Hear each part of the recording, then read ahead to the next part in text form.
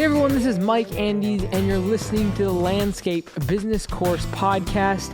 Today we're going to be having a quick episode, but I'm going to be giving you 4 actionable tips that you need to have as we go into the fall season. There's fall cleanups, there's leaf cleanup, trimming bushes before the winter comes. So what do you need to do in your business to make sure you take full advantage of the season?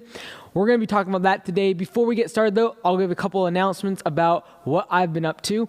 Last week, I was in Michigan with Mitten Mowing and Landscape, and then I went over to Rhode Island to meet with White Pine Landscaping, just south of Providence. And so meeting with them for the second season of ZeroTurn, so you can expect their videos to be showing up in the next few weeks. And in a few weeks, we're going to be in at GIE in Kentucky. So I'm flying to Iowa, then Illinois, and then Kentucky in about 3 weeks. So if you're at GIE, I will be there. I'll be there Thursday evening, and I'll be speaking there about building a world-class culture as well as pay for performance. So make sure that you are there for that. Last thing is some cool things we've been working on here is for the franchisees. We've set up a call center that's going to be live in November when the first 10 franchisees start. So that way, if they miss a call, it'll actually get forwarded directly to our call center, and we can set up their appointment, take payment, etc. And it's pay as you go. So they just pay by the minute of our call center being used, which is great because if you're kind of in that in-between zone where you don't need an office person, the calls can get routed directly to the call center. They set everything up for you, and you can be out working in the field or on sales calls or doing whatever you need. So really, really awesome there, as well as we've been negotiating some discounts for the franchisees, including this week we got Gravely to give us a discount 15 to 18% off of all Gravely products for franchisees of Augusta Lawn Care. I'm really excited about that as we grow and get more franchisees, being able to add more and more of those discounts to make it just an absolute slam dunk, and it's really, really a good deal for the franchisees. So looking forward to that. But today we're talking about the 4 things you need to do to take full advantage of this fall season, whether it be cleanups, whether it be trimming, leaf cleanups, etc. We're going into that season right now. What do you need to do? The first thing is keeping the pedal to the metal. All right, it's so easy to get lax right now. A lot of our mowing seasons are starting to slow down as we go into October and November, and it's easy to be like, okay, it's almost the end of the year.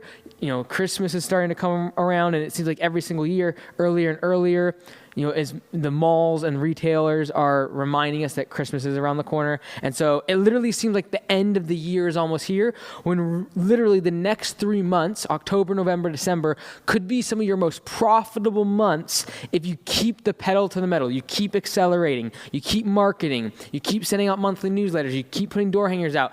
Don't coast through the end of the year. It's a big mistake I see with landscapers is as we go into October, mowing starts to slow down, and they just wind down their business. They go on a couple of vacations. They kind of getting ready for Christmas. Thanksgiving comes in. It's like basically they're done for the year. And so don't do that. Keep the pedal to the metal. Keep accelerating. Keep growing the business into the end. It's a mindset thing that I'm talking about here, not so much a tactical thing.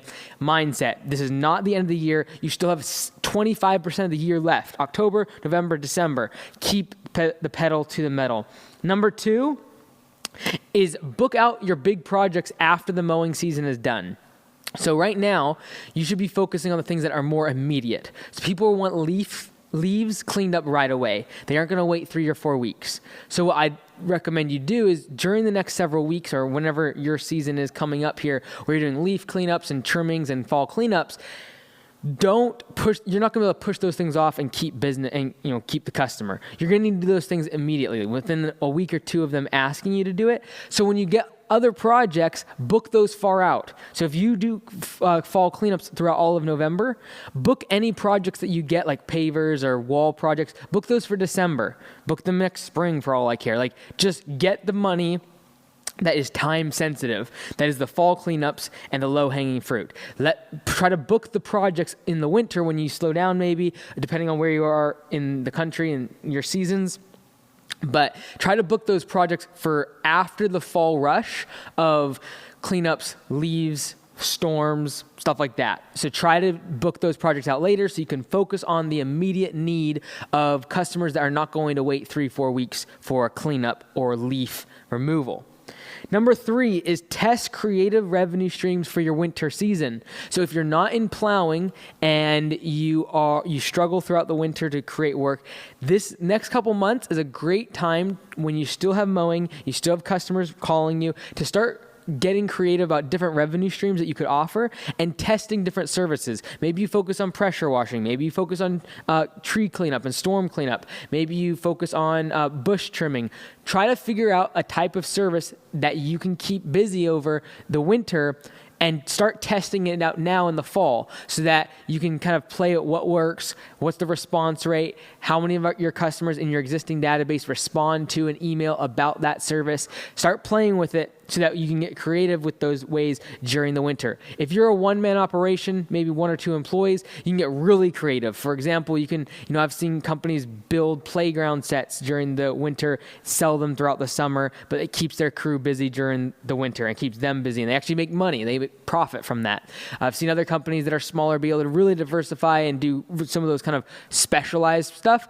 Larger companies that have lots of employees, you might have to add a new service. You might have to think about doing pressure washing or tree trimming or bush trimming or storm cleanup and following storms and really working a bunch of overtime when you get a storm in your area, depending on your market. So these are all things you can start testing now in October and November so that come December, January, you already have that service ready. You have your system down for estimating, solid profit margins. You know exactly what it takes, and you can roll with the winter and have those projects ready to roll. The 4th thing is that you should use fall cleanups as a lead generation tool for next season. So a lot of people right now, it's like, okay, it's the end of the year, like whatever I can get in terms of revenue, I'm good. Like it's bonus, it's a cherry on top of the year. We've kind of passed through our mowing season. How you want to look at it is all the leads that you're getting for fall cleanups, because you're going to get a bunch. If you have a storm in the next few weeks and a whole bunch of leaves fall down, you're going to get a whole bunch of leads coming in for fall cleanups. Use these leads. Like the way you should be thinking about this is all these leads you're getting is really a lead generation tool for next season. All the people that are contacting you right now for fall cleanups, you want them for mowing next spring. So as you're getting all these leads, don't just be like, oh, yeah, fall cleanup, one and done. Like, great, that was a cherry on top for this year. Extra money in the bank, woohoo. Look at this as like, I can market my services now for fall cleanups, get them into my database so that next spring I can pitch them on recurring services like mowing or spring cleanups or mulch or flower installation, and get them in for the entire 2020 or next year's season's services. So don't look at fall services and the influx of leads you're going to get the next couple months as a one and done, a one stop for your customer, one service, one project, they're done. Look at this as a way to market to them, capture them. Maybe your customer acquisition cost isn't the best because you're only going to get one fall cleanup out of them. Maybe your lifetime value of that customer seems like it's small, but don't look at it as a one and done. Look at it as a way to generate leads, because everyone needs cleanups during this time of year. A lead generation tool to then convert clients into recurring services next spring. That's how you want to look at it. So what are the 4 tips? Number 1, keep your mindset of accelerating to the end of the year. Don't just lax off, cruise control, just glide into the rest of the year. You got October, November, and December to accelerate, keep the pedal to the metal. Number 2 is book out big projects later in the year so that you can focus on the immediate needs of the customer, which is cleanups, leaf cleanup, trimming of bushes, whatever it is in your market for the next couple months. They're going to want those services right away, whereas big projects like retaining walls and paver patios can be scheduled out 5-6 weeks from now, when those fall cleanups are no longer, people aren't ringing, your phone isn't ringing off the hook for those immediate cleanup services. Number 3 is test creative revenue streams for the winter. And number 4 is that you need to look at these fall cleanups and all the leads you're getting as a way to generate leads and then convert those customers into recurring paying customers next spring. So don't look at it in isolation in terms of just a one-time cleanup this year. So I hope those 4 things helped you. I really do look forward to this next quarter. Again, 25% of the year is still on the books. Like, you got a lot of time left. This is what is going to separate your business from hitting your goals or falling just short of them, is if you're going to keep accelerating and keep on the offense throughout the last quarter. Q4 is important. I feel it's the differentiator in terms of your profitability is how you perform in Q4. So I wish you all the best. Until next time, be great, because nothing else pays.